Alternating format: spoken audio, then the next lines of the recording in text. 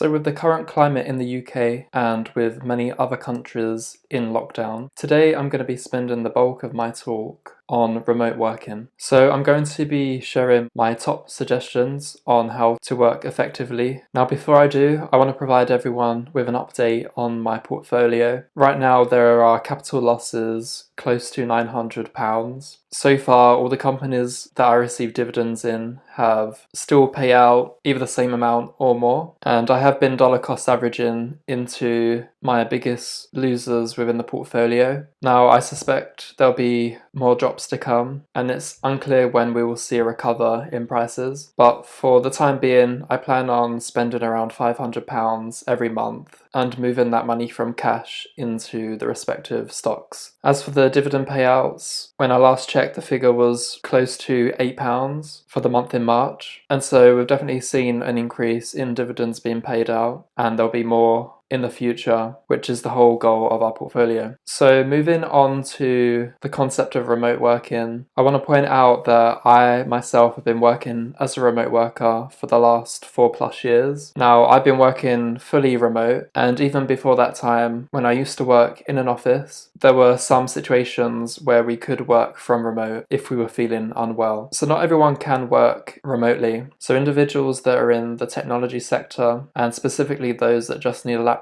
and an internet connection, they are free to work remotely. But individuals that have to go to, say, a warehouse or, for instance, a builder, there are individuals that just simply cannot work remotely. Now, what I would say is that there are more and more companies that should be able to move certain aspects into a remote structure. And due to COVID-19, we are seeing the majority of companies, where feasible, transitioning into a remote style. So my focus will be on the technology sector, but for those listening and you feel as though it's simply not possible to work remotely, then see if there's any pieces of advice that I provide, and you may be able to think about your company and see if you can apply some of these ideas going forwards. Now, it's really unfortunate that for people in the technology sector, it's always been difficult to even work remotely. There's some companies that are sold into the idea from the get-go, and there's other ones that just want you to work from an office. And so it is unfortunate that the situation that we're in right now, companies are being forced into remote culture, and it's very difficult to do so at the click of a finger. So personally, I've always envisioned a culture where you can work wherever you like. From my experience, I've worked remotely a lot more than I have been within an office. And for me, I've always found it a lot more productive to work from home. Now, remote working is not for everyone, but you should be able to choose whether you want to go to an office or whether you want to work from home. So we may see changes in the future and an increase within fully remote jobs. So before I provide a list of useful tools to empower you to work fully remotely, I want to go through an article by the BBC, and it talks about how COVID-19 can cause a permanent shift towards home or remote working. So I've highlighted a few interesting sections within this article. And so right now we have a situation where companies are forced to embrace the remote working culture due to the pandemic. And so people that are office bound, given that they cannot go to their office, the company can still operate, provided there are good remote systems in place. Now, for systems that have a virtual private network, and that's very common for a lot of firms which do not want to be easily hacked, they have noticed some strange behavior because a lot of individuals are within their home and they are trying to connect to this VPN, and systems just were not in place for it to work in that way. Now, that's not a massive problem. There's always workarounds, but it's just to point out that a lot of companies were just not set up, and maybe these strange quirks were the reasons why individuals could never work from home from the onset. So a lot of companies will have to figure out all these strange quirks and make it possible, because the alternative is that everyone's at home and they simply do not work, at least those in the technology sector. So the article points out that once we pass this entire pandemic, and we are not sure when the situation will be back to normal, we have students that are having to be homeschooled as well. So it's not just those working from home, but many employees can ask the questions, why did they ever have to go to the office? Sure, they need a desk set up, they need a monitor, they need a stable internet connection, but all of those you can have from the comfort of your own home or a separate workspace. And so I do wonder if there's going to be a higher demand for individuals to work from home once this issue surpasses. So we've got the likes of Amazon, LinkedIn, all the big tech firms, and they actually were at the forefront on advising workers to stop coming into the office. And we've seen that trend take place with smaller and smaller companies as well. And we can see here that the Twitter's head of HR, Jennifer Christie, she announced that any costs to set up your home office, things like computer hardware, desks, comfortable chairs, she has a really good mindset in that you'll still be doing your standard day-to-day job, but you'll just be working from a different environment. And I couldn't agree more with that statement. And then also another quote from Matt Mullenweg, who is the chief executive of WordPress. And he states, "This is not how I envision the distributed work revolution taking hold. It's definitely unfortunate that we've had to experience a virus to allow individuals that are fully capable of working remotely for that transition to actually take place. And it is definitely long overdue to have this work flexibility." And he states, "Millions of people will get the chance to experience days without long commutes or the harsh inflexibility of not being able to stay close to home when a family member is sick. This might be a chance for a great reset in terms of how we work." And so there's many companies that are fully capable and are already set up in a remote culture. And we have a bunch of big tech companies providing their productivity suites. Definitely helpful, but of course it allows the likes of Slack, Microsoft to have more customers. That is of course their goal anyway. So it's a win-win situation there. Now others are a little bit more skeptical and have highlighted the limitations, at least within the UK. And so there is a fear right now that home broadband networks could collapse under the weight of everyone using the internet from their home. And it calls out that streaming services such as Netflix and online video games require such high demand that our infrastructure is simply not there. I'll supply a link in the video, but I called out before that the UK does not have the right infrastructure with respect to fibre optics. And even when I created that video last month, I never realised how soon and how important having such an infrastructure would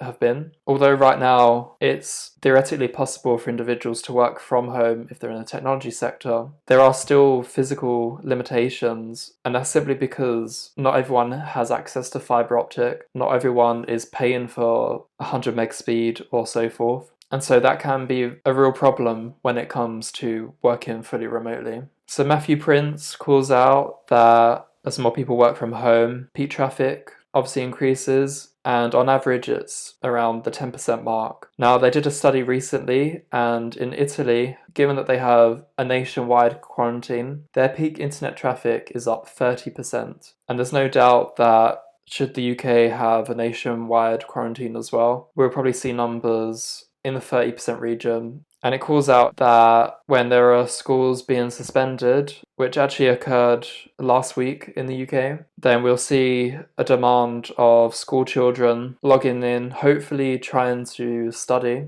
but most likely just logging in, playing games, and causing spikes in the internet usage. So as I mentioned earlier, working from home is simply not for everyone. And there's a tech industry worker, I really like this quote, and they state, "There comes a point when even an introvert would like to see another human." So I'm now going to provide you with my top recommendations to have a fully remote team. I know for a fact it works, given that I've been living and breathing this lifestyle for the last 4+ years. So everyone is probably aware of Slack, but in short, it provides a system where everyone on your team can communicate in written form very effectively. You can create threads, which is far superior than standard emailing. You can have different channels for different teams. And Slack doesn't have to be just for programmers or UX UI designers. You could have a Slack channel for anything that you wish for. So if you're a law firm and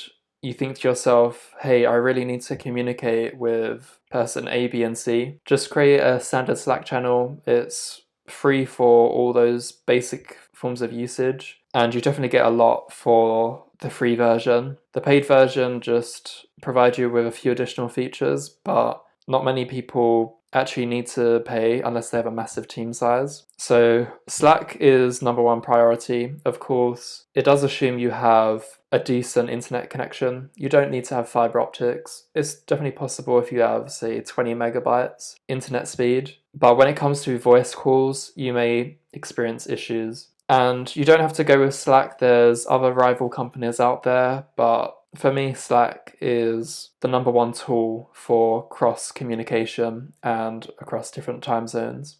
So Slack covers mainly text-based communication. They do have a built-in video call, but there is a better alternative, and that is known as Zoom. So Zoom is very simple in understanding what it does. It's a voice video system. Now, prior to the coronavirus, the free version would provide you with a 40-minute call, but I believe they have since relaxed that constraint. You can have calls for as long as you need to, but usually you have to pay if you need longer than 40-minute calls, but the call will end and you can just reconnect. And 40 minutes is pretty good for not having to pay. So Zoom is great for communicating with the team in its entirety.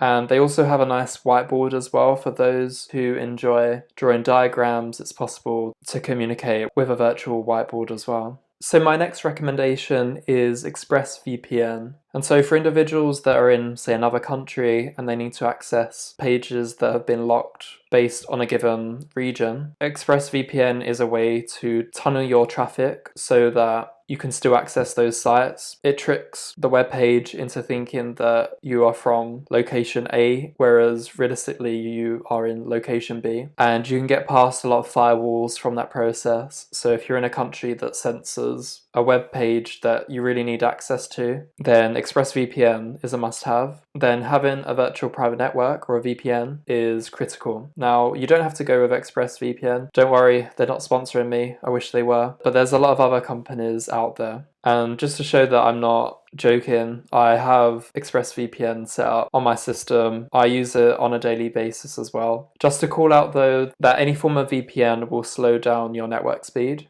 And so if you are on voice calls, if at all possible, you would probably want to disable it, unless you're dealing with 100 meg or 1 gigabit speeds. Okay, so those are the fundamental tools, and I just want to talk about the remote culture in general. So up until this point, it's been very difficult for companies to fully embrace remote working. Now, most of the times, it's a lot of business executives, the CEOs, etc., who want to micromanage the team. Now, there's a whole range of different studies on how productive you can be within an office versus within a remote format. And while there are some individuals that just prefer working in an office, it's been known that remote workers that are, of course, dedicated to their job, they work much more than they would within an office. And that is because you're not having to commute, but instead you're spending that time just working longer hours. And so individuals that do transition into remote working, they need to be mindful to take breaks